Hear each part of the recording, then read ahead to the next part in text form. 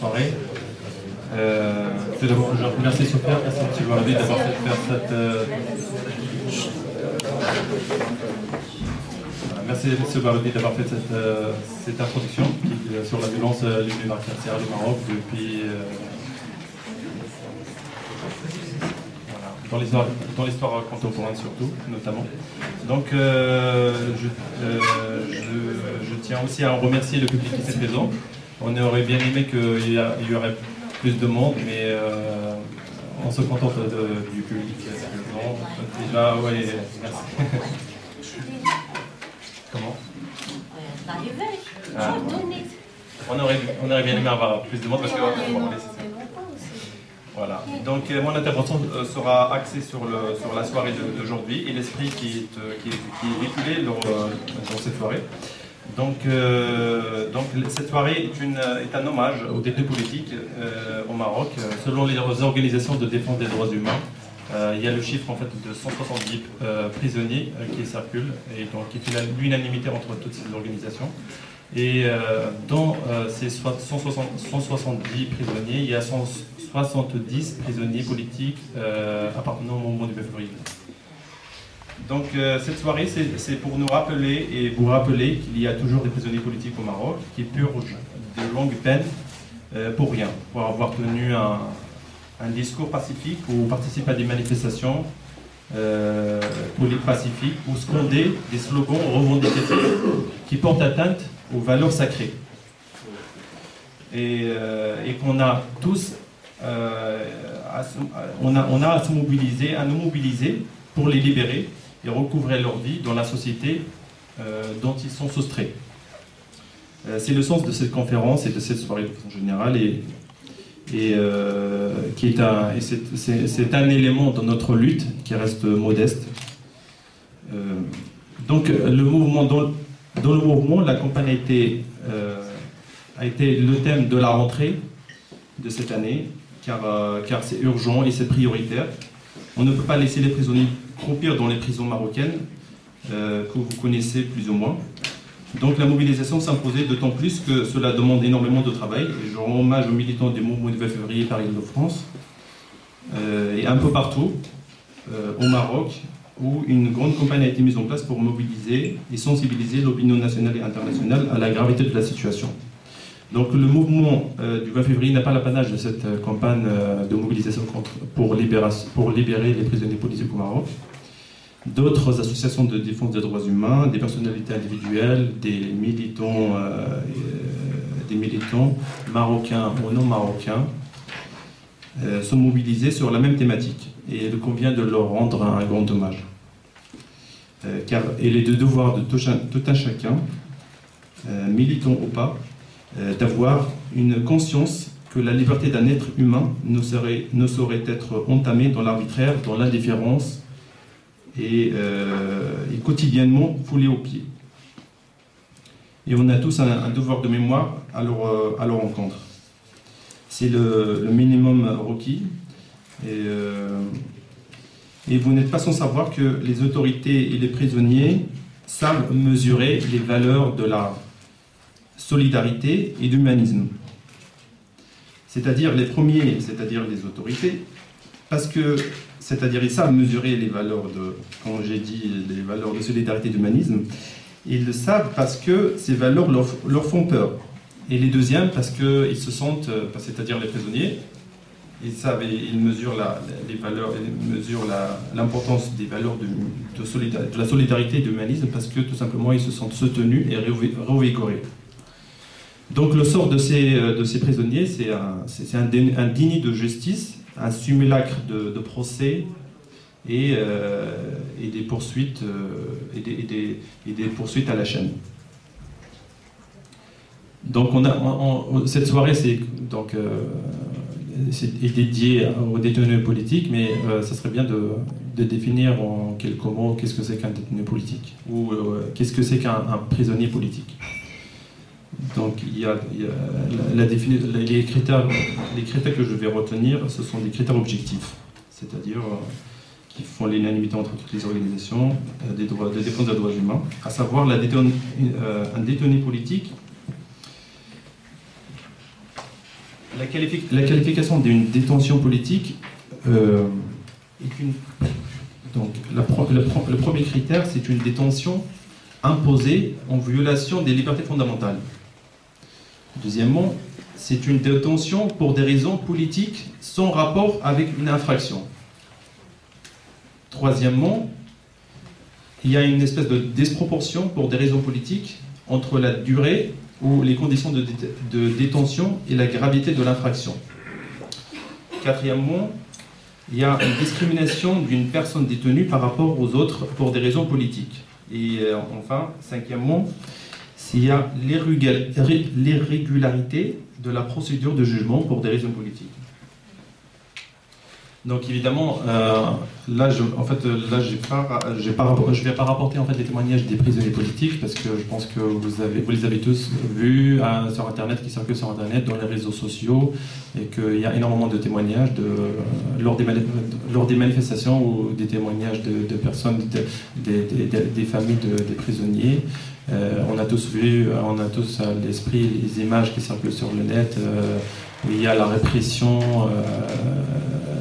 grandeur nature des policiers, des autorités qui dispersent les manifestations aveuglément sans distinction entre les femmes et les hommes, entre les enfants et les adultes.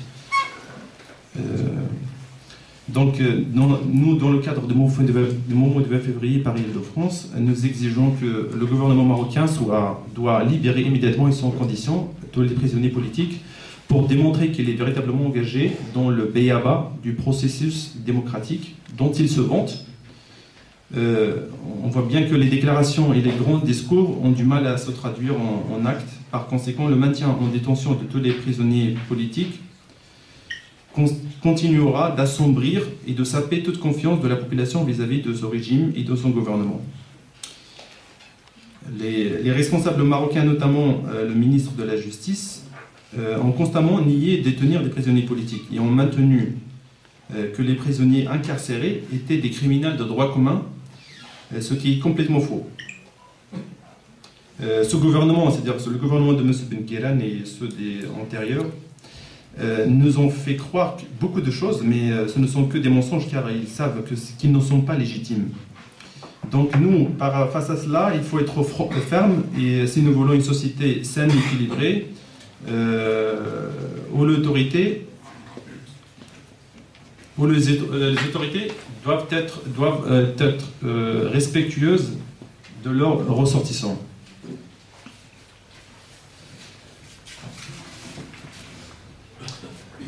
Au Maroc, il n'y a pas de débat, avec un gouvernement qui fait preuve d'une surdité exceptionnelle.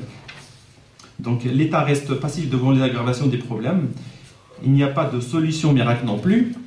Un plan international, à mon avis, un plan international de mobilisation piloté par un comité qui serait chargé de coordonner les actions. Mais malheureusement, il y a un manque d'organisation. Je parle en Europe, bien sûr, mais aussi en fait, au niveau du Maroc, mais aussi au niveau de la diaspora. Il y a un manque d'organisation et de coordination, de dispersion, de balkanisation des efforts. Et le premier profiteur est le Marzen, bien sûr. Donc je pense que l'unité face aux défis sociétaux qui nous sont posés et qui touchent tout le monde, sans distinction aucune. Il faut aussi en fait que les consciences doivent être réveillées, la conscience des Marocains à ce sujet, c'est-à-dire la détention politique et l'arbitraire dans la détention, et mobiliser leur attention sur la détention arbitraire ainsi que le milieu carcéral. Et bien sûr le quotidien des prisons. Je ne sais pas si vous avez vu tout à l'heure des images des prisons où il y a, par exemple, j'ai vu un chiffre de 84 prisonniers qui sont stockés dans une cellule de 40 mètres carrés. C'est ce qui était extraordinaire. Donc il faut aussi saisir et alerter toutes les organisations internationales, les élus, saisir tous les moyens possibles pour influer sur la politique du gouvernement marocain dans la perspective d'une libération et bien sûr pour lutter et pour changer le cours des choses. Donc évidemment dans le cadre du mouvement du 20 février, que ce soit en France ou ailleurs, en Europe ou au Maroc, nos moyens sont limités. Mais par contre, un travail collectif doit être mis en place. pour porter à conséquence, c'est-à-dire qui peut porter à conséquence et qui peut porter ses fruits. Dans le cadre en fait, de cette campagne qui est menée dans le cadre du mouvement du 20 février, on avait prévu au départ de faire une grève de la faim, mais malheureusement, vu qu'il y a une démobilisation des Marocains, ça c'est un constat à faire et je pense qu'il ne faut pas tenir une langue de bois à ce sujet. Il y a une démobilisation de la part des Marocains, je ne pense pas seulement des Marocains, mais aussi en fait, si on parle au niveau régional, je pense qu'aussi la démobilisation concerne aussi les Algériens, les Tunisiens, les Syriens aussi. Donc voilà. Donc, au départ, on avait prévu de faire une grève de la faim. Malheureusement, il y avait peu de personnes qui se sont inscrites en tant que volontaires. Et donc, le programme a été changé par la suite. Donc, nous savons tous que le régime et le gouvernement sont des amateurs illégitimes, et nous savons tous que le vrai défi dans tout cela, le vrai défi dans la détention arbitraire, c'est la terrorisation des citoyens qui vise à les étouffer, à les museler et à les faire taire à jamais. Et bien sûr, étouffer le printemps auquel ils aspirent. Et bien évidemment, donc, nous dénonçons cet arbitraire et les conditions d'interpellation ainsi que le quotidien des prisonniers qui est un quotidien horrible et malheureusement nous dans le cadre du mouvement du 20 février on fait des actions qui sont à notre portée, on espère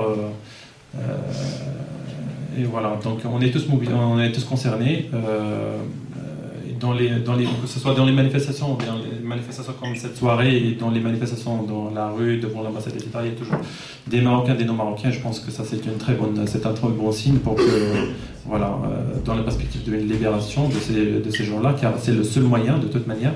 On n'a pas d'autres moyens, on n'a pas d'argent, on n'a pas de subvention, on n'a pas de... la seule chose qui nous reste, ce sont les militants, qui se déplacent, qui se sacrifient, qui sacrifient leur temps, qui sacrifient leur famille pour venir nous soutenir, pour venir surtout, ne pas nous qui sommes ici, mais soutenir plutôt ceux qui sont à l'intérieur des prisons et qui vivent des tensions qui étaient vraiment, vraiment dures à supporter. Et je tiens à leur rendre hommage. Voilà, donc je pense, voilà, c'est la fin de mon intervention. Je pense dans le débat il y aura des questions et je pense qu'on reviendra sur des points qui ont été abordés dans mon intervention, bien sûr, et de M. Parodi. Voilà, et je vous remercie.